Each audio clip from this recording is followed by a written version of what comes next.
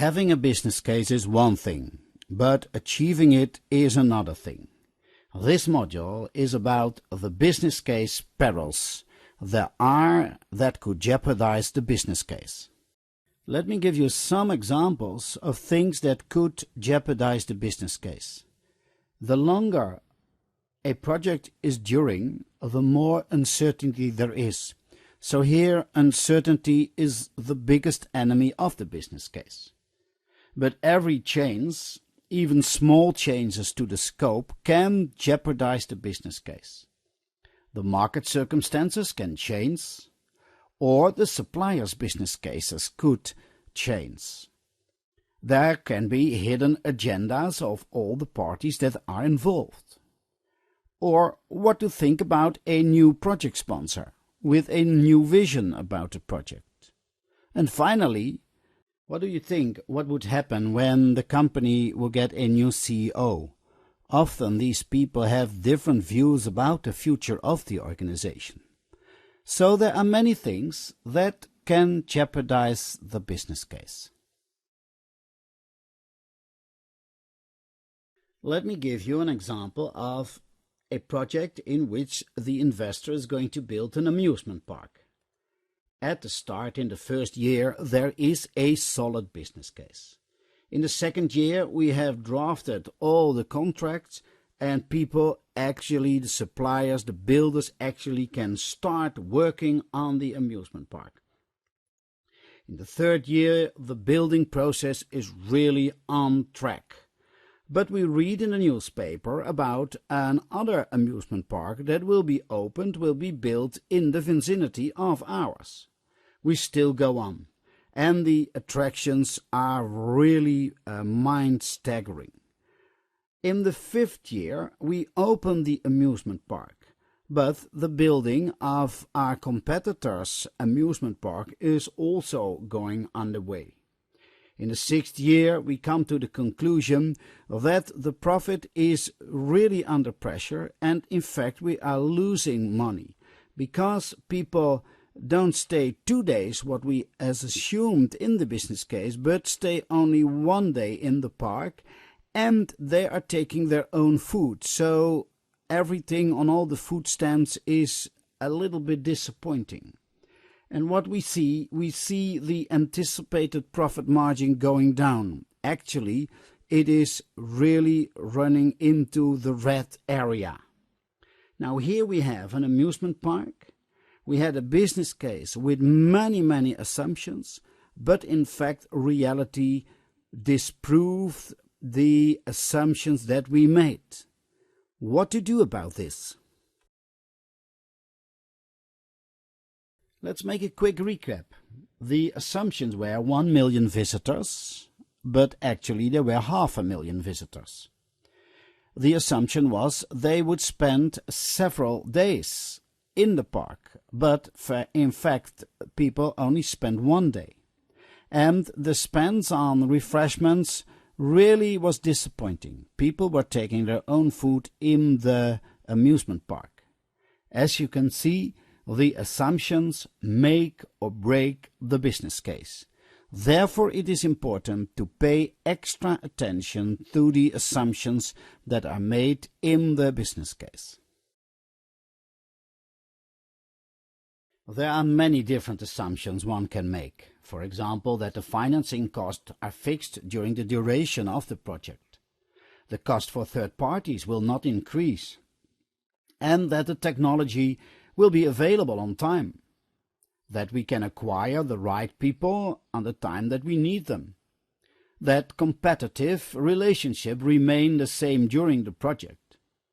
That the market procures our services. And that there are no unexpected disasters.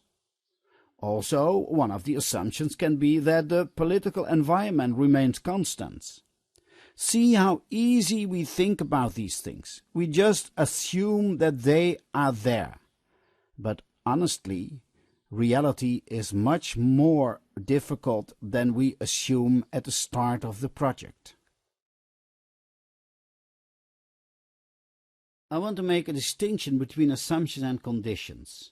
While an assumption is something that cannot be influenced by anyone. For example, the weather, the economy, the competitions, and these kind of things. Then we have a condition that is something that can be influenced, but by someone outside of the project.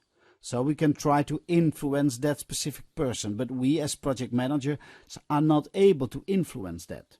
For example, the speed of decision making, the setting of priorities, the availability of resources, and these are the kind of things. So the distinctions between these two are assumption, no one can influence it, condition, someone can influence it, but not from within the project. You should check your assumption right from the start. An easy instrument, an helpful instrument for this to do would be a risk breakdown structure or an assumption breakdown structure. For example, here we've got 4 main groups: result, environment, organization, control. And here we have the result, the environment, the organization, control broken down into smaller assumptions. So are there assumptions in the requirements, in the technology, in the complexity? You can use this assumption breakdown structure to get these things visible, to get these things in your mind, and to decide if these assumptions are really critical to the success of the project and of the business case.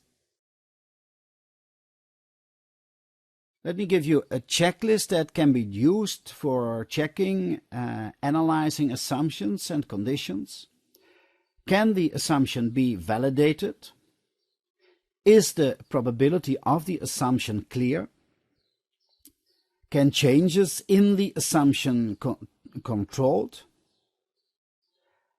Are the consequences of the assumption a serious risk? Is the assumption or the condition critical? So consider beforehand how you will check the assumptions.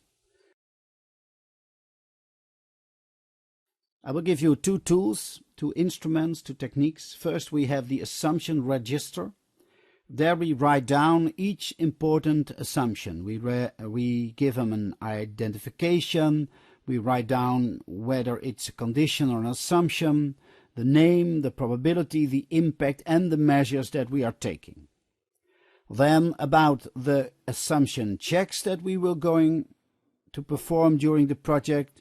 Again, an identification, the name of the check, the assumption that we are going to check, the costs incurred by this, and the responsibility of the one that is actually doing this.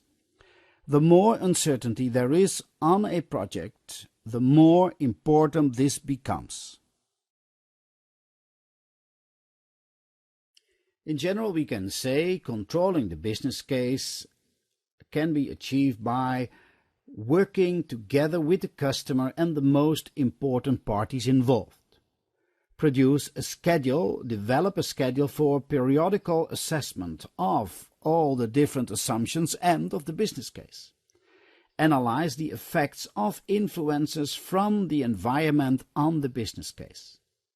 Design metrics for tracking the assumptions. For each change, you need to assess the effect on the business case. But also for each change, you need to assess the effect it has on the assumptions that we had when we were drafting the first business case. And finally, I would say that you need to have the courage to stop when necessary, but also you need to have the courage to take risks. In fact, business case has everything to do with entrepreneurial skills.